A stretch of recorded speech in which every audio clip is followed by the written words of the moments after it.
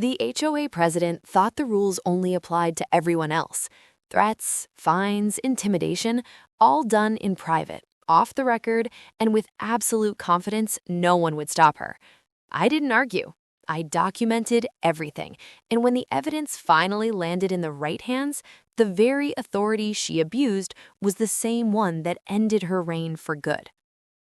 The first letter arrived on a Tuesday morning, folded too neatly to be anything but deliberate. It was slipped under my door sometime before dawn. No stamp, no envelope, just a single page with the HOA letterhead printed at the top like a badge of authority.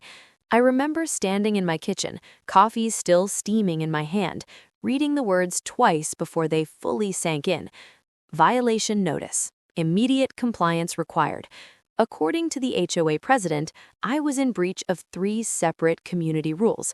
My fence was non-compliant, my driveway was used for unauthorized purposes, and my house apparently had been painted in a shade of gray that was not on the approved palette, despite being the same color it had been for the last 6 years. I laughed at first, not because it was funny, but because it was absurd. Nothing about my property had changed. No new fence, no repainting, no parties, no extra cars, no complaints from neighbors. The only thing that had changed was the HOA leadership. A new president had been elected just 2 months earlier, and already her reputation was spreading through the neighborhood like a bad rumor. Her name was Linda. Everyone had a story. A fine for leaving trash bins out 15 minutes too long, a warning for improper window coverings, a threat of towing for a guest parked overnight. Most people shrugged it off, paid the fines, made the changes, and hoped they wouldn't be next. I didn't respond to the letter right away. Instead, I walked outside and looked at my fence, the same fence that had been approved in writing years earlier. I checked my driveway. Empty, clean, perfectly normal. Then I went back inside and pulled up my HOA records, scrolling through old emails until I found the approval confirmations, complete with dates, signatures, and attachments. That should have been the end of it. It wasn't.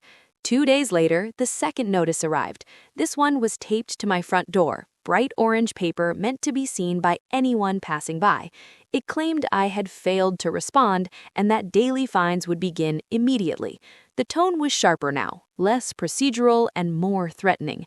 Still, I stayed quiet, not because I was afraid, but because something about the situation felt off. The violations were too vague, the deadlines too aggressive, and Linda's name appeared at the bottom of every notice, signed in thick, looping ink like she wanted everyone to know exactly who was in charge. That evening, I ran into my neighbor Mark while checking the mail. "She get you too?" he asked, nodding toward my door. I raised an eyebrow. "You mean the HOA president?" He let out a dry laugh. "She fined me $200 for a flagpole angle, said it was leaning aggressively." I didn't smile this time. Over the next week, the pressure escalated. Emails, voicemails, certified letters, each one more severe than the last. Fines doubled, deadlines shortened. One message warned of legal action if I continued to ignore lawful directives.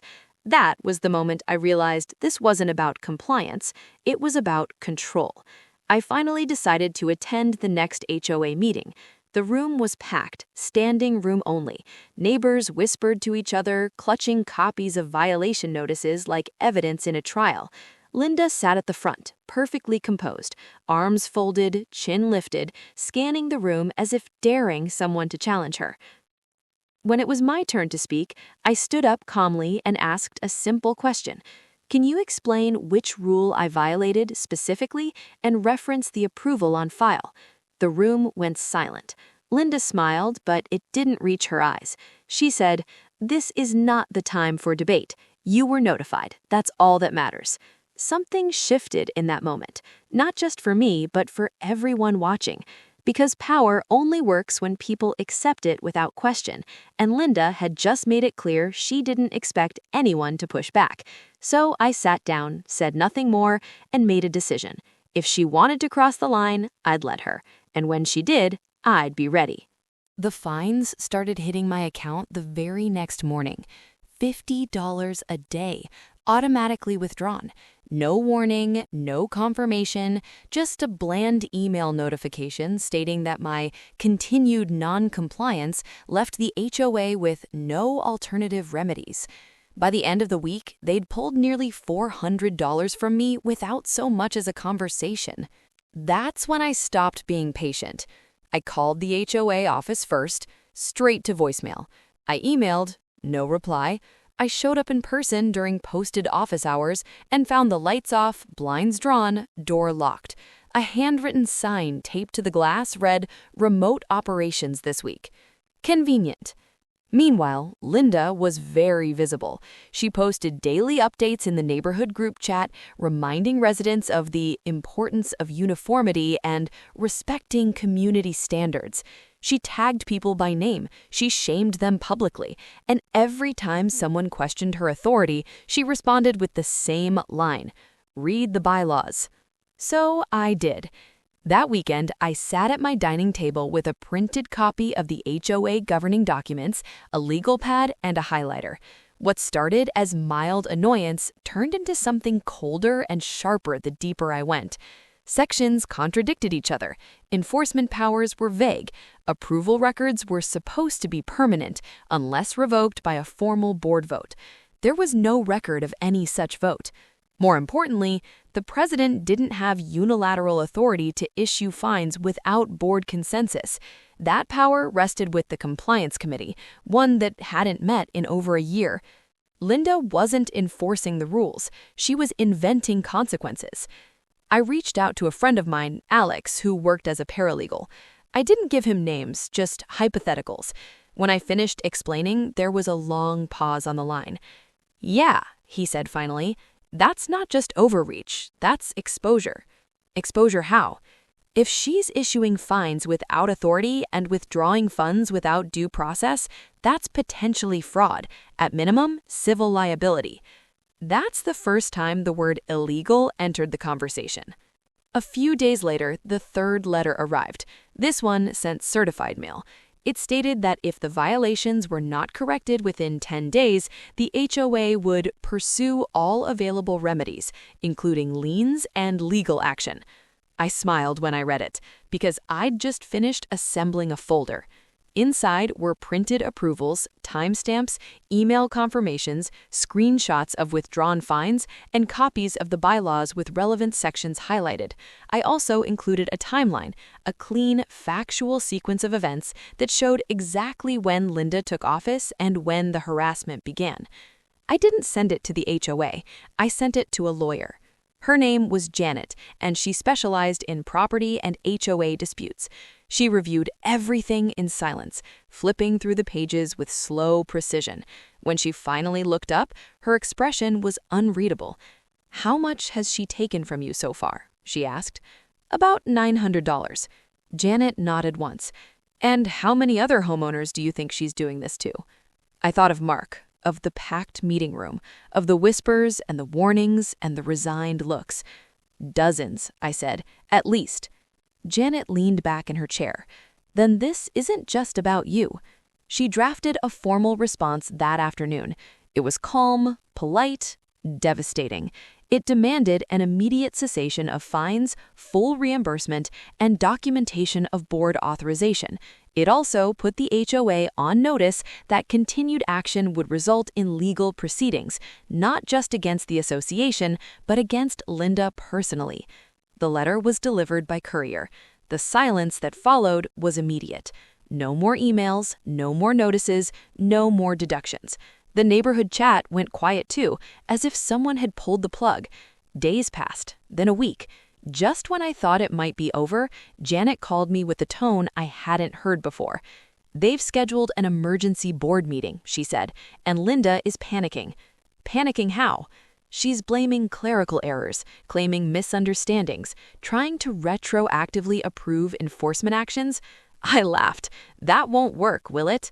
No, it really won't, because you can't rewrite authority after you abuse it, and you definitely can't hide the paper trail once someone finally decides to follow it.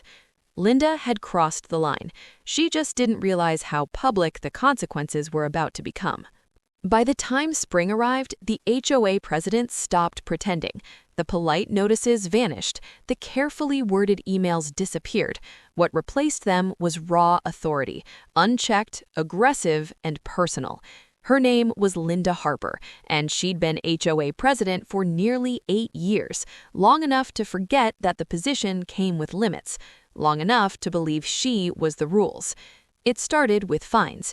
First, a $150 violation for a non-approved exterior fixture. The fixture in question was a small motion light near my garage, installed for safety, compliant with county code, and identical to 3 others on the block. I emailed back attaching photos and HOA bylaws. No response. A week later, another fine, this time for improper lawn maintenance. My lawn had been professionally serviced 2 days prior. Then came the letters. Not emails, letters. Printed, formal, threatening. Each one signed personally by Linda. Failure to comply may result in further action. Non-payment will escalate enforcement. Continued defiance will not be tolerated. That last line was new and telling. I requested a hearing. The HOA board meeting was held in the clubhouse, a beige, dead-life room with folding chairs and a faint smell of old carpet cleaner. Linda sat at the head of the table, perfectly composed, a thin smile fixed on her face. The rest of the board avoided eye contact. When my turn came, I calmly presented evidence. Photos, dates, HOA bylaw excerpts, county regulations, everything was organized, labeled, impossible to refute. Linda didn't look at any of it. Instead, she leaned back and said, "We're not here to debate interpretations." That was the moment I realized this wasn't about compliance, it was about control. I asked her directly what rule I violated. She replied, "My authority allows discretion." Discretion. Not law, not bylaws, her. When I pointed out that the HOA charter required majority board approval for fines exceeding $100, she cut me off. "I don't need permission to enforce standards," she said sharply. "If you don't like it, maybe this community isn't for you." The room went silent. I felt every eye turn toward me, waiting for an argument, a raised voice, a mistake. I didn't give them one. I nodded once, gathered my documents, and said, "Thank you for clarifying." Linda was surprised, almost disappointed. What she didn't know was that I'd been recording the meeting, perfectly legally, clear audio, every word, including the part where she admitted to unilateral enforcement. That night, another letter arrived, hand-delivered this time, a notice of lien intent if fines were not paid within 10 days. That crossed the line. A lien isn't a warning, it's a weapon. I contacted a real estate attorney the next morning, then a second one. Both said the same thing. If what you're describing is documented, this is serious. So I kept documenting. Every letter, every email, every voicemail. I installed cameras, not for intimidation, but for accuracy. Linda didn't like that. She showed up at my house one afternoon unannounced, standing just outside my property line, arms crossed, sunglasses on. "You're making this difficult," she said. I asked her to put everything in writing. She smirked. "You think a lawyer will save you?" I didn't answer. Instead, I watched as she gestured toward my driveway and said, "We can make life very uncomfortable for homeowners who don't cooperate." That sentence would later echo in a courtroom. Within days, the HOA sent a cease and desist, accusing me of harassment for installing cameras and creating a hostile environment. The irony was almost impressive. But the real mistake came next. Linda filed the lien anyway. No board vote, no legal review, no authority. She assumed I'd panic, pay, fold. Instead, I handed my attorney a binder thicker than the table. The filing was challenged, then investigated. Subpoenas followed. Suddenly, board members were being questioned individually, and for the first time, Linda wasn't in control of the room. She resigned 3 weeks later. But resignation didn't erase records, or recordings, or abuse of authority. The case didn't end with an apology. It ended with consequences. And when justice finally arrived, it didn't raise its voice. It simply read the evidence. By the time the third letter arrived, it was clear this wasn't about compliance anymore. It was personal. The envelope wasn't even mailed. It was slid halfway under my front door, like a threat in a bad movie. No return address, no official HOA letterhead, just a printed notice signed by the HOA president herself accusing me of deliberate defiance, hostile non-cooperation, and actions detrimental to neighborhood harmony. She demanded immediate payment of fines that had somehow doubled overnight and warned that further consequences would follow if I didn't fall in line. That was the moment something shifted. Up until then, I'd treated this like a bureaucratic headache, annoying, stressful, but manageable. Now, it was clear she believed her position put her above the law. And worse, she believed I was alone. What she didn't know was that I'd already started building a record. Every email, every voicemail, every fine notice with dates that didn't match the bylaws, screenshots of messages she unsent, even the casual comments she made during HOA meetings where she'd joke about making examples out of people who questioned her authority. I kept it all, quietly, methodically. Then she escalated. One afternoon, I came home to find a bright orange violation notice taped to my garage. According to her, I was now in violation for unauthorized exterior modification. The violation? A security camera, one that faced my own driveway, one that, according to the HOA's own rules, required no approval. When I emailed to point this out, she didn't respond. Instead, she sent a message to the entire neighborhood mailing list, naming me directly and accusing me of installing surveillance equipment to intimidate board members. That was the line. Public accusations, false claims, and a clear attempt to turn the neighborhood against me. Within an hour, my phone started buzzing. Some neighbors were confused, a few were sympathetic, others clearly believed her version without question. And that, I realized, was exactly what she was counting on, pressure through isolation. So I stopped responding. No more emails, no more explanations, no more defending myself in HOA meetings designed to ambush me.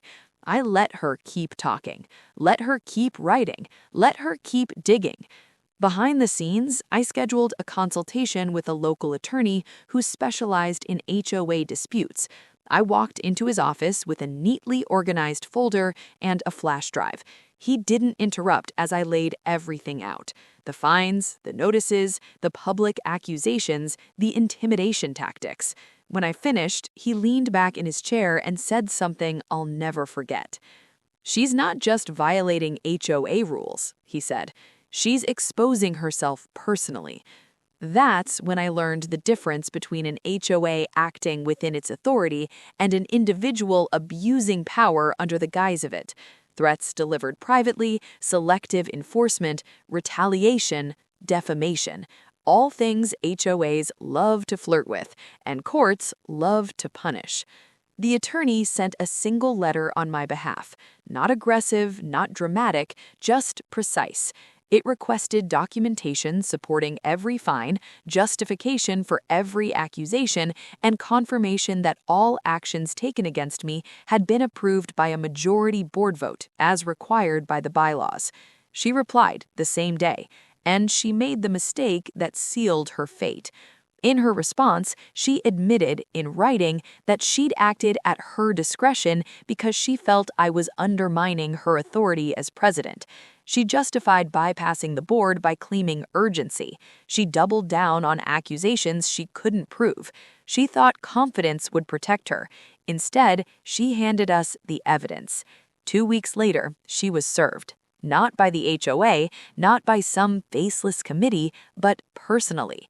The lawsuit didn't just challenge the fines, it named her directly for abuse of power, harassment, and defamation. Suddenly, the position she'd wielded like a weapon offered no shield at all. At the next HOA meeting, the tone was different, very different. She avoided eye contact, spoke less, deferred to others. Board members who once nodded along now asked pointed questions. Neighbors whispered, and for the first time since this began, she looked unsure. The authority she'd used to intimidate was slipping through her fingers, and she knew it. Because when power is built on fear instead of rules, it only works until someone stops being afraid. The courtroom was quieter than I expected. No dramatic gavel slams, no raised voices, just the soft rustle of papers and the low murmur of people who knew something important was about to happen. She sat 2 rows ahead of me, shoulders stiff, posture tight. The same HOA president who once stormed through meetings, interrupted homeowners, and threatened fines with a smile, now stared straight ahead like the room itself might swallow her whole. The confidence was gone. In its place was something far more honest: fear. The judge entered and everything stopped. What struck me most wasn't the tension, it was how ordinary the process felt. After months of intimidation, warnings, and whispered threats, this was where power actually lived. Not in emails, not in board titles, not in hallway confrontations. Here, only facts mattered. The judge began with the basics: jurisdiction, parties involved, the scope of the case. Calm, methodical, impersonal. Then he turned to the evidence. One by one, the documents were entered into the record. Fine notices issued without board approval, emails sent from her personal account claiming HOA authority, public accusations circulated without verification, screenshots of messages she deleted, audio clips of voicemails that crossed from firm into threatening. She shifted in her seat. Her attorney tried to frame it as overreach fueled by passion, a volunteer position, a misunderstanding, a difficult homeowner. The judge didn't interrupt. He simply kept reading. What changed everything were the bylaws, the deed restrictions, the HOA's own governing documents, the rules she'd sworn to uphold and repeatedly ignored. The requirement for board votes, due process, notice periods, limitations of authority, all laid out clearly in black and white. And then came her email, the one where she admitted acting alone, the one where she justified bypassing the board because she felt challenged, the one she sent thinking confidence would outweigh legality. The judge paused after reading it. He looked up, and for the first time, he addressed her directly.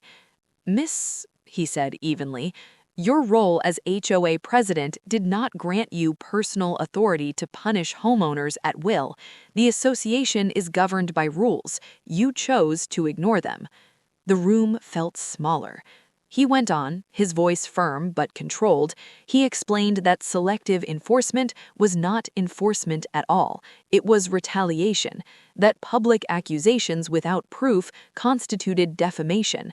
That acting at discretion without board approval exposed her personally, not the HOA. Then came the words she hadn't prepared for. The court finds that the actions taken against the plaintiff were improper, unauthorized, and abusive. I exhaled without realizing I'd been holding my breath. The ruling followed swiftly after that. All fines against me were dismissed, permanently. The HOA was ordered to issue a written retraction to the neighborhood mailing list. Legal fees were awarded in my favor, and most significantly, the judge ruled that she'd acted outside the protection of her role, making her personally liable for damages. Her attorney leaned in to whisper something. She didn't respond. When the hearing ended, people stood quietly and began gathering their things. No applause, no drama, just a quiet understanding that something had ended. Outside the courtroom, the air felt lighter. Neighbors who had avoided eye contact for months suddenly nodded. One even apologized. Another admitted they'd been afraid to speak up themselves. Word traveled fast. By the end of the day, the HOA board had scheduled an emergency meeting. She resigned before it happened. No announcement, no explanation, just gone. A week later, a formal letter arrived from the HOA, signed by an interim president, confirming the court's decision and outlining changes to prevent future misuse of authority. New oversight procedures, transparent voting records, clear appeal processes. The system corrected itself the moment someone challenged it properly. That was the lesson. Power thrives in silence. It grows when people assume resistance is pointless, but it collapses the moment it's forced to justify itself under the rules it pretends to enforce. I didn't win by shouting. I didn't win by escalating. I won by waiting, documenting, and letting the truth speak where it mattered most. And the next time someone threatens me with authority they don't actually have, I'll be ready. Because once you've seen how fragile false power really is, you're never intimidated by it again.